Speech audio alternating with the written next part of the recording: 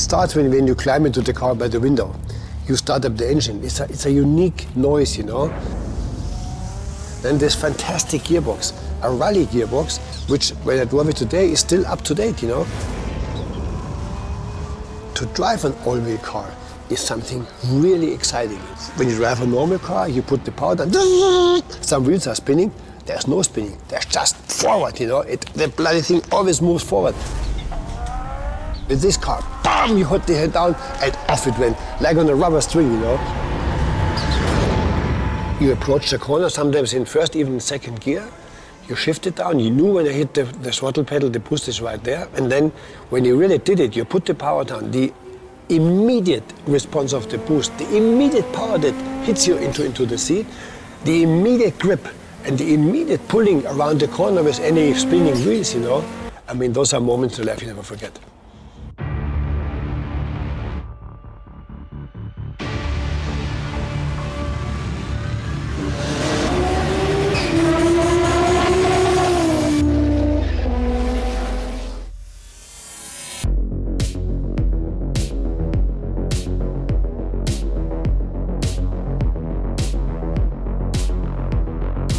I was a Porsche factory driver, and once a day Professor Pierre called, you know, he was the former head of us, said, Hans, we need you, we want to go to America.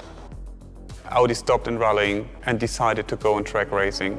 It was a decision to support the American market with the presence of Audi, because the market sailed from Audi in the US. They dropped down and they had to do something about it. The first car which then came out on track was the 1988 Audi Trans Am.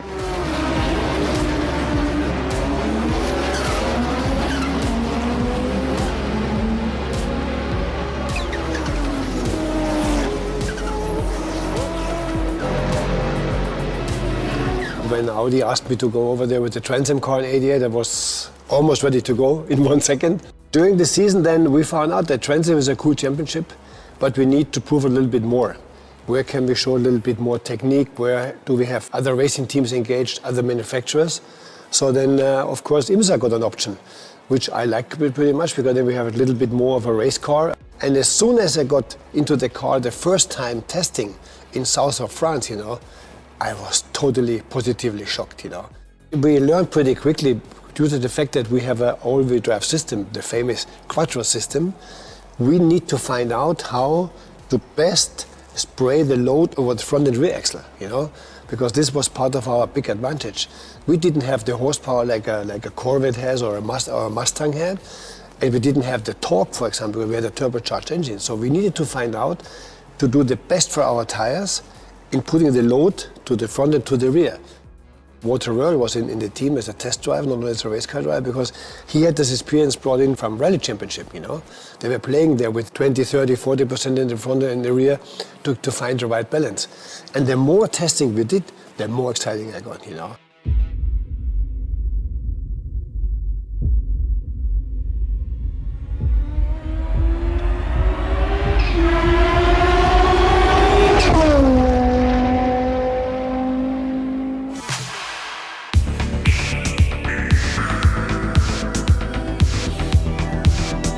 Inspired by their convincing overall victory in the 1988 American Trans Am Series, Audi decided to move up a league.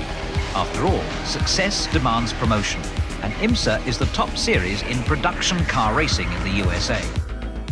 We were a really tight group, you know. I mean, we had free time, we were thinking about things, what they can do to the car.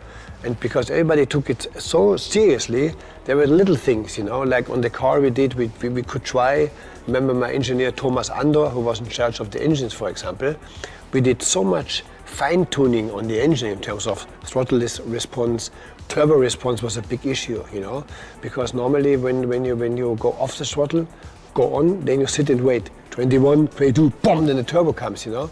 But with the system we used from rallying, with this pre-holding pressure system, you know, you put the pedal and power was right there. But to adapt this all to racing tracks, it needs a lot of talks to the engineer, to the people. They knew it from Walter in terms of rally, which is a different venue. But this intense group work we had made us so successful, you know. Als Botschafter des Rallye-Sports, ich muss also die Rallye-Fahrer hier vertreten, damit die Rennfahrer endlich wissen, dass wir Rallyefahrer auf der Rundstrecke genauso gut sind wie sie.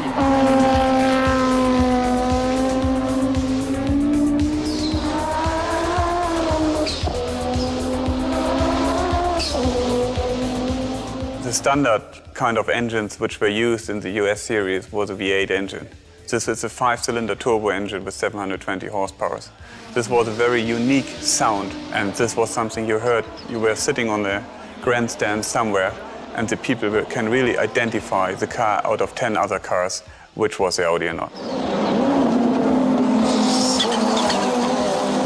Okay, we can watch them now as they take over this 1.87 backwards. The boy Heinstrup wants to go around because Stroh's light automobiles, the Mercury Cougars. He's got the back front end of that four-wheel drive Audi Quattro. Boy, those are solid automobiles. Yeah, some of the races we knew have the other cars, the Mustangs, everybody, and the Nissan, they have originally the better chance because they have just more power, you know, and they were also faster down the straight. But we had to wait, we had to be patient.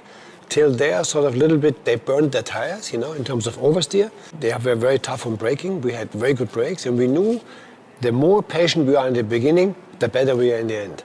It worked out 90%, you know. When those guys blew the tires off and burned the brakes, then we passed by. Whole 80 and just passed them, you know. Lime Rock was great because there was this jump, you know. And there's one picture with the car, the front wheel in the air. Too low for flying and too fast for driving, you know, what I always used to say, which is good. Missing the first two races of the season at Daytona and Sebring spoiled Audi's chances in the series as a whole. The decision was not to run Sebring and Daytona because the development window was very, very narrow. Nevertheless, the Quattros managed more wins than any other team, coming first at Summit Point, West Virginia, Lexington, Ohio, Topeka, Kansas, Sears Point, California, Watkins Glen, New York, Lime Rock, Connecticut, and Laguna Seca, California.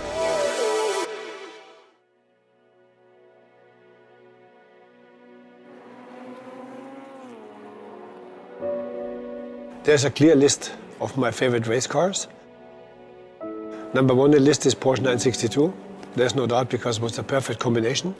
And second was the GTO, because it was kind of a on the upper edge regular chassis car transformed into a race car and was closer to a race car than to a street car. You know what I mean?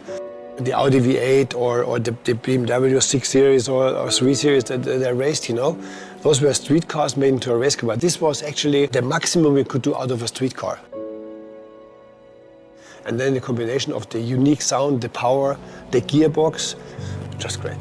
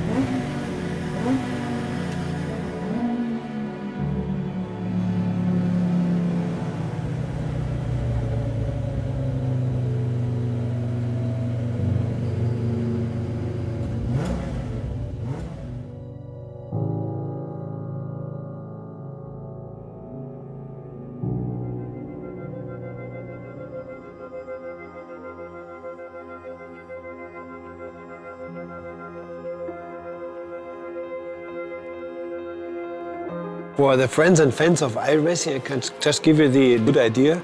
Try it.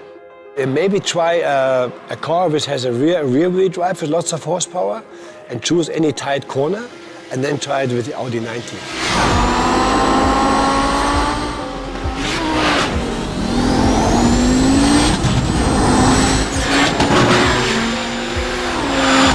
You will have the experience of your life, believe me.